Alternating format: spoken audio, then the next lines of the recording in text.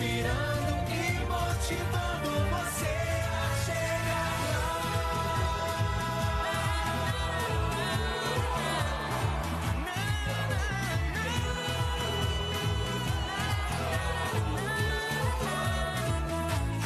Você vai ver garra e vontade, força e coragem. De onde vem a Globo, você vai ver gente tentando, se superando, gente indo além. Você pode mais, você também é capaz. Você vai ver que dá, que somos todos olímpicos, que existe ao longo do ar, dizendo, inspirando e motivando você a chegar lá.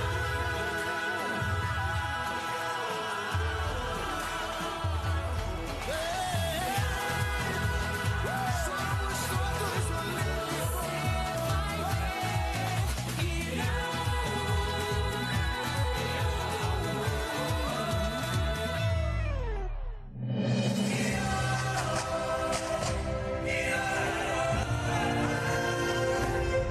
Ei, meu nome é Vinícius. Meu nome foi inspirado em um dos maiores e mais importantes poetas do Brasil, o Vinícius de Moraes. O meu nome é Tom. Eu ganhei o nome do maestro que cantou os maiores encantos do Brasil, o Tom Jobim. Nós somos os mascotes das Olimpíadas e Paralimpíadas Rio 2016.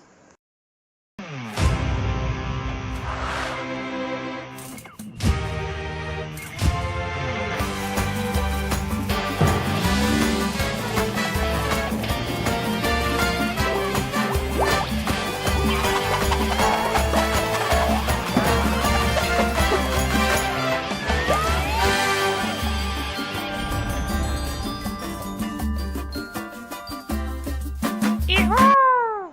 Tô muito feliz! Pela primeira vez na história, o Brasil irá sediar uma Olimpíadas. Foi escolhida como sede a cidade do Rio de Janeiro, onde serão disputados quase todos os esportes. Somente o futebol, por necessitar de grandes estádios, será disputado em mais 5 capitais: Manaus, Brasília, Salvador, Belo Horizonte e São Paulo. Oi, isso é um problema para o professor Olímpico. Vou ajudar vocês com alguns vídeos.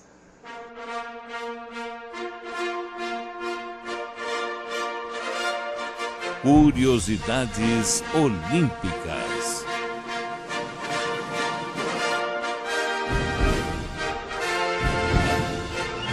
A grande festa do esporte. Tudo começou na Grécia Antiga. Os gregos queriam fazer uma homenagem a Zeus, Apolo, Afrodite e todos os seus deuses, adorados em um templo especialmente construído em Olímpia. Por isso, instituíram uma grande festa, batizada de Jogos Olímpicos. Os grandes Jogos da Grécia foram disputados pela primeira vez em 776 a.C., quando aparecem em documentos e monumentos a primeira lista de heróis e vencedores olímpicos. As competições aconteciam de 4 em 4 anos e duraram mais de um milênio.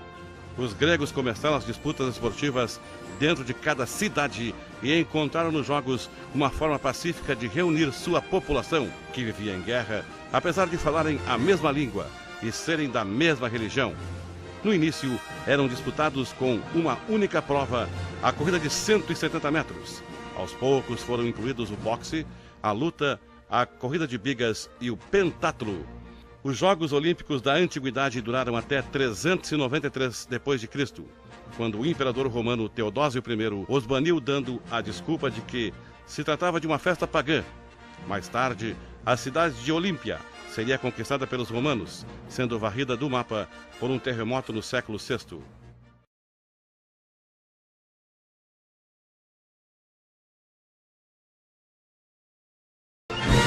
Barão de Coubertin.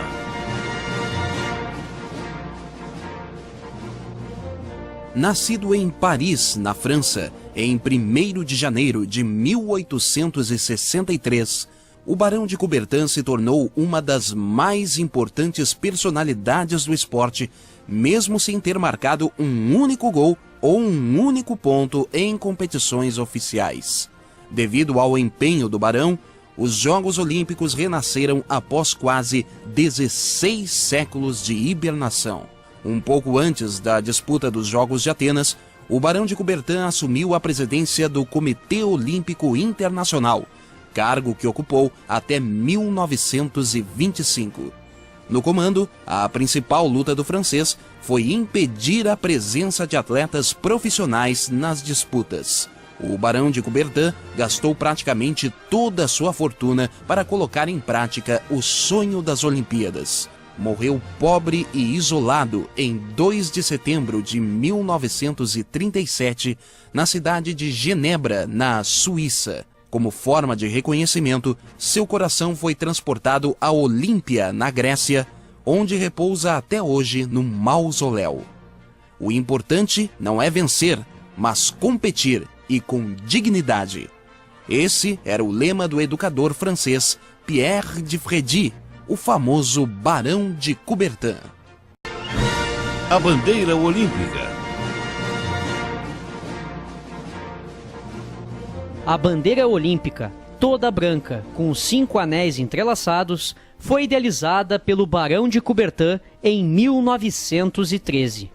A primeira bandeira de 3 metros de comprimento por 2 metros de altura foi costurada na loja Bon Marché, em Paris. Ela fez sua aparição oficial no ano seguinte, mas só seria hasteada no estádio dos Jogos de 1920, em Antuérpia, na Bélgica. Os anéis representam os continentes: azul, Europa; amarelo, Ásia; preto, África; verde, Oceania; vermelho, América. Com as 5 cores, podem ser compostas todas as bandeiras do mundo. Ao criar-se símbolo dos Jogos, as cidades devem usar os anéis misturados a outros elementos. A bandeira traz também o lema olímpico Citius Altius Fortius, que significa mais rápido, mais alto, mais forte, idealizado em 1890 por um monge francês chamado Didon, amigo do Barão de Coubertin.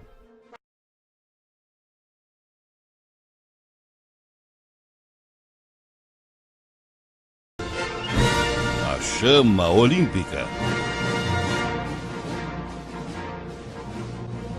O fogo, ou a chama olímpica, é um símbolo sagrado desde os tempos pré-históricos e, para os antigos gregos, representava a criação do mundo e sua renovação.